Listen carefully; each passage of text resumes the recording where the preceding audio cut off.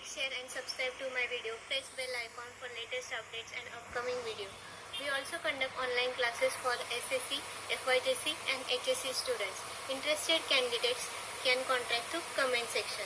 I also upload different videos on different topics like song, mehndi, DIY, rangoli, educational video. Don't forget to like, share and subscribe to them and press bell icon for latest updates and upcoming videos. Okay, so let's not waste the time. Let's start with the video. So in this video we will discuss about limitations or criticisms of law of diminishing marginal utility. First point, unrealistic assumptions. So the law of diminishing marginal utility, we have studied assumptions of law of diminishing marginal utility in my earlier videos. So in that we had studied, first assumption was homogeneity, that the product consumed should be of same size, shape, color, pattern, but it is not possible in practically or not practically possible. The shape of product or size of product may differ. So this assumption of homogeneity is not applicable practically. Okay. Second point was continuity. We cannot consume goods one after another. We will get tired, or we cannot have the goods one after another continuously. Our satisfaction will decrease. Okay. Third point was constancy. Income, habit and taste of consumer is assumed to be constant. But in reality, income of person changes. It may increase, it may decrease. Habits, taste also changes of a person. So the assumption of constancy is also not practically applicable. Okay. Fourth point, that is rationality. It is assumed that all persons consuming goods are rational, but that is not true. For example, in case of drunkards, drunkard is not a rational person. He is irrational person. So the assumptions made in the law of diminishing marginal utility are difficult to fulfill in reality. So they are unrealistic assumptions and they cannot be fulfilled at a time. Okay, one particular time all assumptions cannot be fulfilled. So they are unrealistic assumptions. Okay, moving on to second point, that is cardinal measurement. It is assumed that utility can be measured cardinally. Cardinally means in terms of number, like 1, 2, 3, but in reality we cannot measure utility cardinally. We can measure utility in terms of ordinally. That is, it is a psychological concept. So utility can be measured ordinally. Ordinally means in terms of satisfaction. Okay, like degrees of satisfaction. The person has gained higher degree of satisfaction by consuming the units or lower degree of satisfaction. That can be compared. Okay, so utility cannot be measured in terms of numbers. It can be measured in terms of satisfaction. That is, higher level of satisfaction the person has derived by consuming goods, or lower level of satisfaction the consumer has derived by consuming the goods. That can be measured. So it is an ordinal or psychological concept and not a cardinal concept. Okay. Moving on to third point, that is indivisible goods. Indivisible goods means we cannot divide the goods. They are quite bulky. Okay, and they can be consumed only once. They cannot be daily consumed. Like television, TV sets, car or house.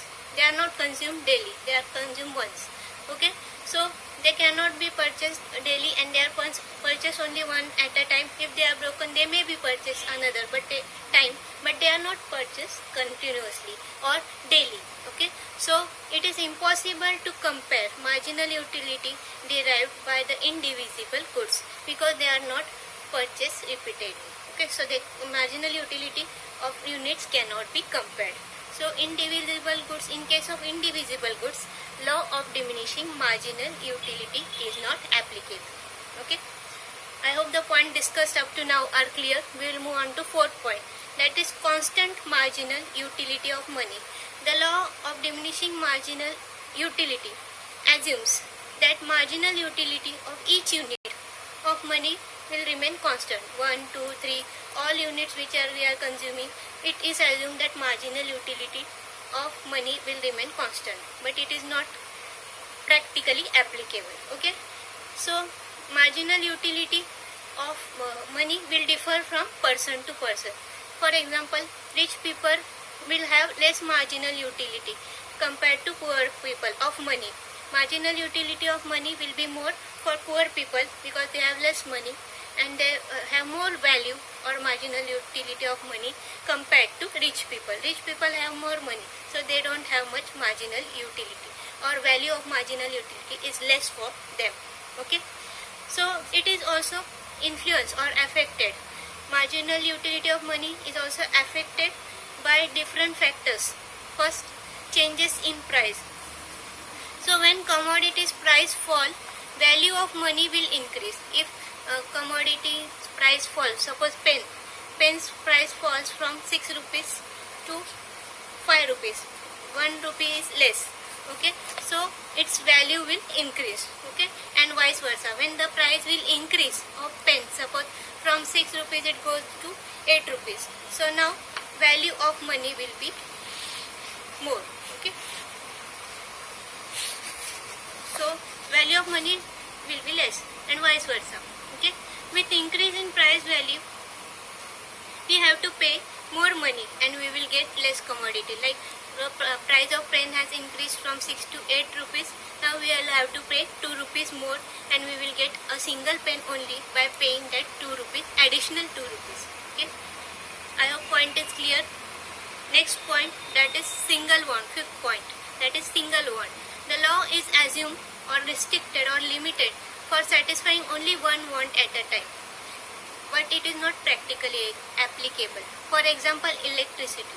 Electricity cannot satisfy only a single want, like watching television.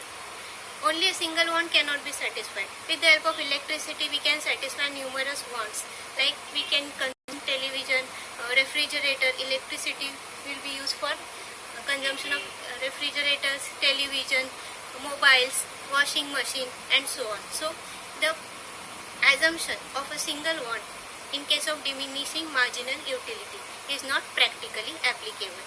I hope points discussed up to now are clear. We will do a quick recap of points discussed up to now. Okay. First point was unrealistic assumption. Second point, cardinal measurement. Third point, indivisible goods. Fourth point, constant marginal utility of money. Fifth point, a single want. That's it for today. We'll come up with more interesting videos shortly. My next video would be about importance or significance of law of diminishing marginal utility. That's it for today. Thank you.